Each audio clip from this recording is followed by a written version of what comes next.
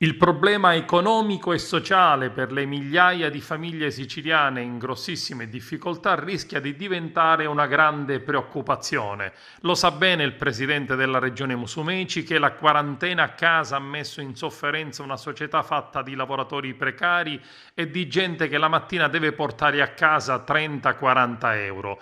Dobbiamo consentire alle persone di poter mettere qualcosa a tavola, soffrono tutti i lavoratori dipendenti, le imprese, ma soprattutto chi non ha niente e vive delle attività del quotidiano. Abbiamo il dovere di disinnescare questa bomba, ha dichiarato Musumeci. Noi abbiamo stanziato ben 100 milioni destinati esclusivamente all'assistenza alimentare. Sono contento che su questo esempio il governo nazionale ha adottato altri provvedimenti. Ed anche i sindaci sono allarmati che possa scoppiare questa bomba sociale nelle nostre realtà. Con l'ordinanza firmata dal capo della Protezione Civile nazionale Borrelli si prevede la solidarietà alimentare, 43 milioni e 484 mila euro per i 390 comuni dell'isola. Si tratta di un'anticipazione di somme ai comuni siciliani per le spese correnti che invece saranno utilizzate per emergenza alimentare.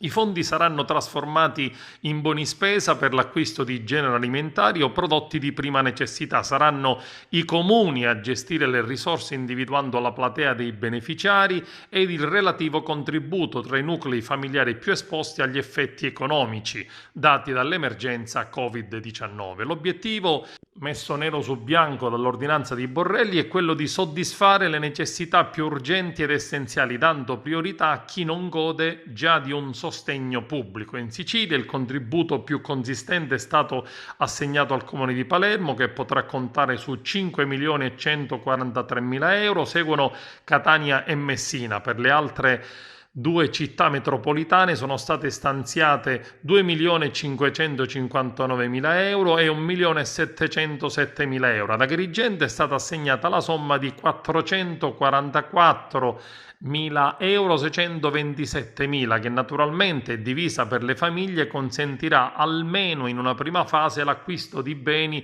di primaria necessità per un primo e breve periodo. Si moltiplicano le iniziative pubbliche e private di associazioni o di singoli cittadini che stanno mettendo se stessi e ciò che possono a disposizione degli altri, di chi dopo 2 settimane a casa non ha di che vivere per sfamare i propri figli, di chi costretto ad un lavoro saltuario, precario, in nero, oggi non sa come pagare il pane, la spesa o di farmaci. Lo sanno in tanti, anche ad Agrigento, che questo rischio è concreto, ed anche l'amministrazione comunale ha dato vita alla raccolta fondi Agrigento e tante altre iniziative solidali, carrello sociale ed altro ancora.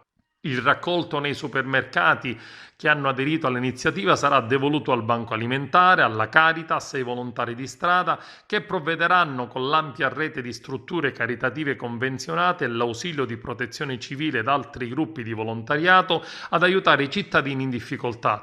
I volontari stanno facendo ordinario e straordinario per rispondere alle chiamate eccezionali di quest'ultimo mese, impegnati a raccogliere e consegnare generi alimentari, ed anche sui social crescono i gruppi di chi vuole aiutare e di chi ha bisogno con richieste di ogni genere. Chiedere aiuto non sempre è facile, lo sanno quei tantissimi che su Facebook hanno lanciato un appello a chi è in difficoltà di dirlo, un post toccante che sta spuntando sempre più in bacheche, diari e profili, che vogliamo anche noi condividere per il forte messaggio che lancia: una Sicilia spesso distratta quando occorre compatta e vicina, una Sicilia solidale.